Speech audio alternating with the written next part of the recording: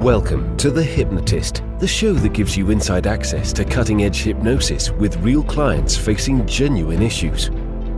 Brought to you by the hypnotherapist demanded by celebrities, CEOs, and even royalty, Adam Cox.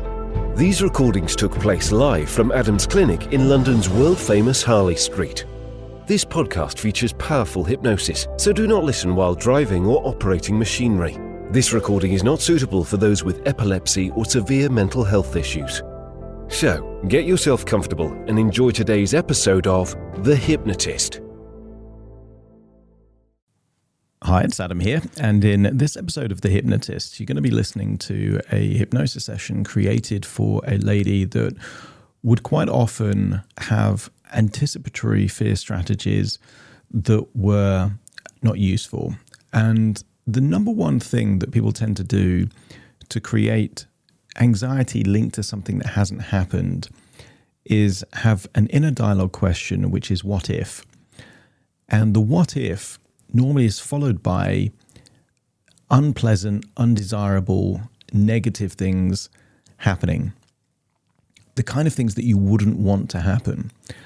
And if you spend a lot of time entertaining the idea of what if bad things happen, and rather than that helps you to prepare for those things, or to challenge the probability of those things, or to find a way of feeling so resourceful that you don't even mind if the worst thing happens, but instead the what if question stops you from doing something, and the anxiety becomes so unpleasant that you create the idea that, well, if it feels bad just thinking about it, then I definitely don't want to do it. Then the internal strategy is working against you rather than for you. So what you're going to hear in this hypnosis session is working with a client that thought that way, and then treating the what if thinking or overthinking as just a vehicle that takes you to an undesirable destination rather than a desirable destination. And when we change the way in which the overthinking takes place, and the what if entertains empowering, useful, inspiring ideas, then actually the same thinking strategy that has been causing paralysis and anxiety and stress and worry and upset can actually be a really useful vehicle to encourage and motivate and inspire and empower you. I think this will be useful for the overthinkers out there, the people that can relate a lot to this what if questioning. If because it's created for someone else, it isn't quite customized for you, there is the option to click the link in the show notes to schedule a free consultation call with me. But in the meantime, you might find that this session is actually quite helpful, quite useful. So find a quiet place where you won't be disturbed, relax, and enjoy the session.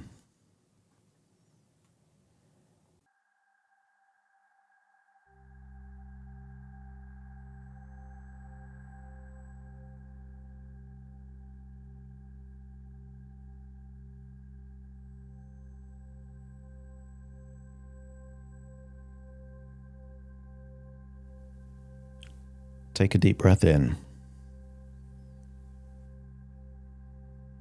And as you breathe in a resourceful feeling of relaxation.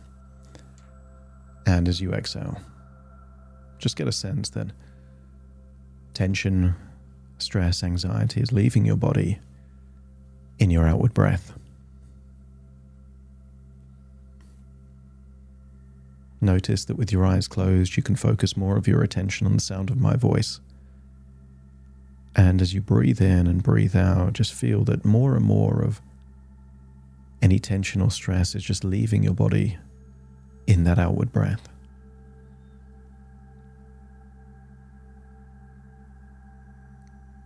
That's it.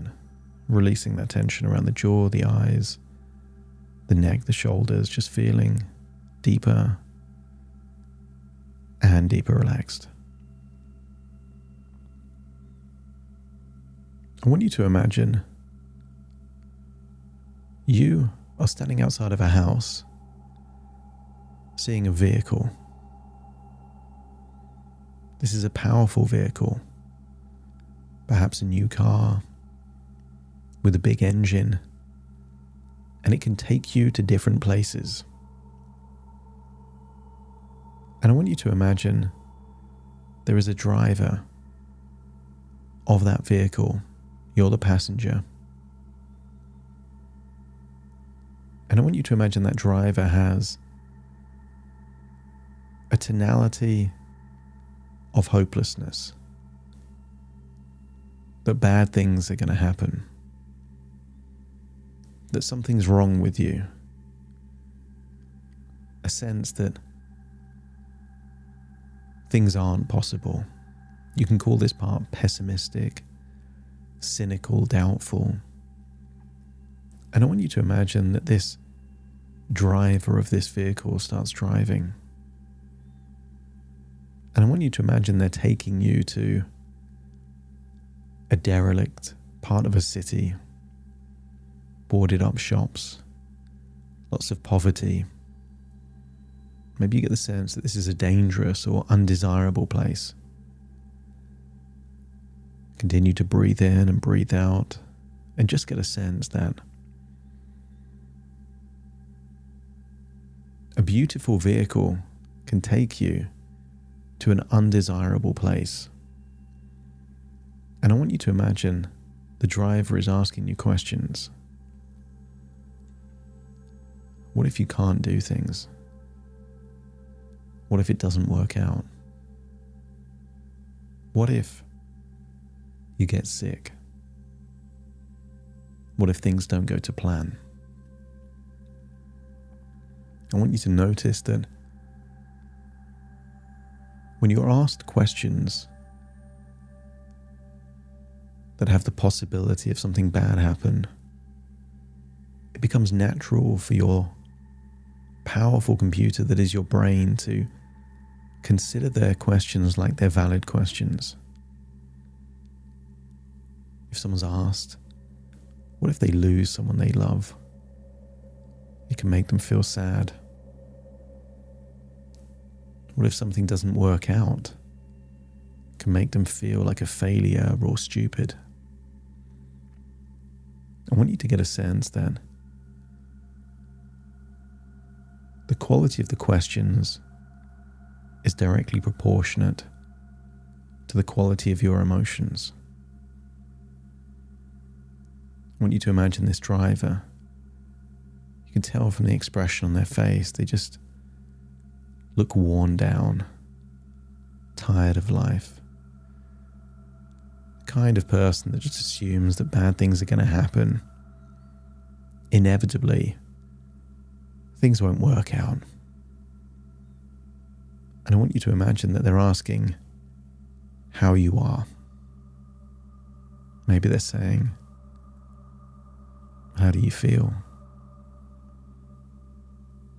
And I want you to imagine that your response could easily be to enter their world. Yeah, not too good. Okay, I guess. Except here in this environment, it isn't. I want you to imagine that you're focused on the good feelings you have, grateful for the health and well-being that you have. So when they ask the question, are you okay? Imagine responding, beaming with vitality and energy. I feel great. I feel amazing. I feel the best I've ever felt. And yet this pessimistic part is trying to find a chink in your armor.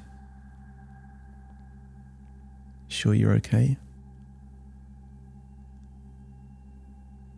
Imagine yourself responding, absolutely, I feel great.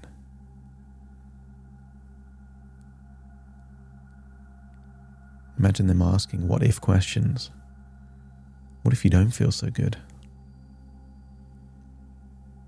I want you to get a sense that the more this part tries to make you feel anxious, weak, or sick, that it creates what's known as a polarity response. You've played games as a child where the more that one thing happened, the more you did the opposite.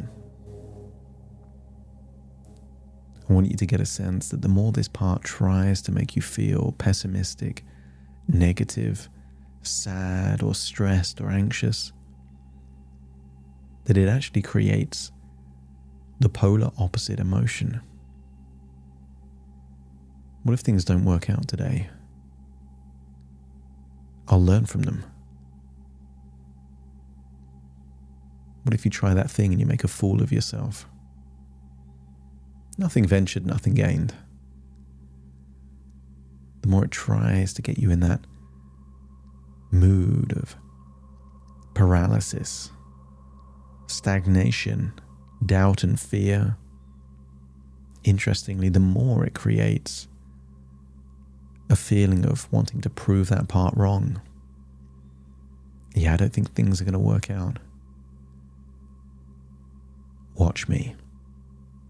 There is nothing more powerful than proving a doubter wrong. And I want you to unlock those resources. That the more either someone in real life or a voice in your head tries to make you feel doubtful, sick, anxious, stressed, worried, the more it encourages you to focus on the brighter side, the positives, what could go right. What if you mess things up? Imagine responding with something positive, confident. And then I want you to imagine that you can figure out the agenda of this driver. Ask questions. Why are you asking? What's your intention? Do you want good things for me? And notice that when you hold a mirror back to this pessimism, maybe it creates a defensive approach, or maybe it reflects back a feeling of insignificance because this part doesn't feel good about itself. It's trying to make you feel not good about yourself either. And if that's the case, you can coach this part and say, what if you looked at what could go right rather than what could go wrong? What if we focus on the positives rather than the negatives? What if we focus on what's useful rather than those things we can't control? And notice that when you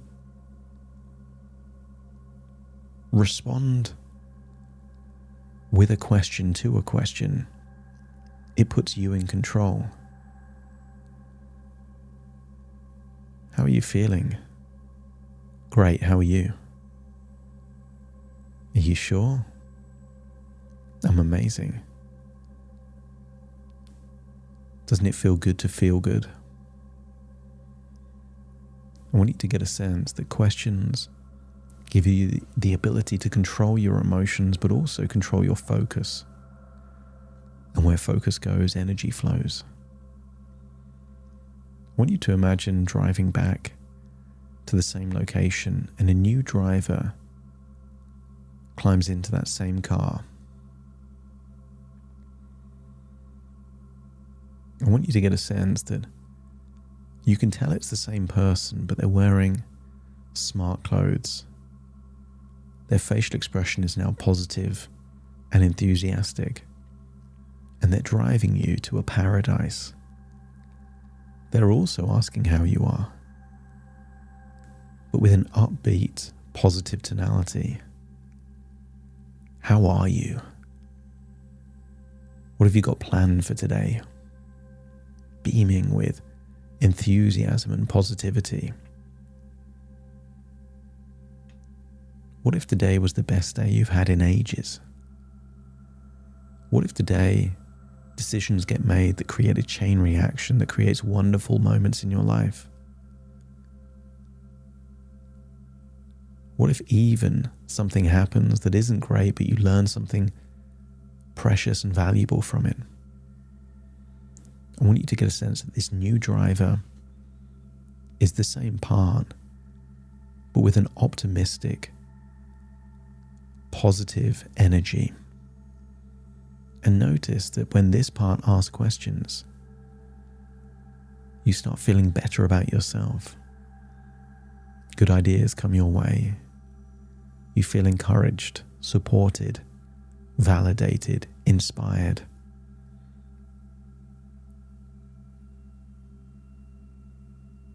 Maybe they're asking questions about, what have you always wanted to do but you haven't done yet? What if we make one tiny bit of progress towards that new chapter in your life?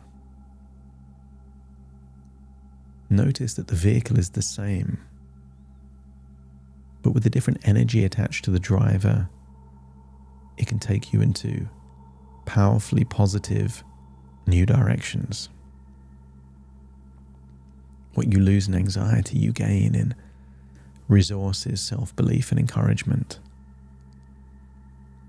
And I wonder, what ifs are a gateway, not to anxiety, but to powerful resources that improve the quality of your life? What if the what ifs can drive you somewhere wonderful rather than somewhere horrible? If your unconscious mind accepts that this is a useful dynamic, a new relationship with yourself, to yourself, giving you the opportunity to steer your life in wonderfully positive directions, let me know by nodding your head. I want you to imagine at any point in time, you can always choose to take the wheel of this car and drive wherever you want to go, simply because you choose to. Imagine driving back to that house, seeing this vehicle, but seeing many other vehicles. This vehicle of overthinking is just one vehicle you can use to steer your life in a positive direction. And I want you to see row upon row of vehicles that can also be used to take your life in wonderfully positive directions. Find yourself returning to the present, listening to my voice as you take a deep breath in through your nose and out through your nose. Wiggle your fingers, wiggle your toes, get a sense that all parts returning to the present as I count from 1 to 10 to awaken you. Starting to count. 1, 2, 3, waking up. 4, 5, 6, more alert. 7, 8, open your eyes, open your eyes. 9, 10, wide awake, wide awake, wide awake.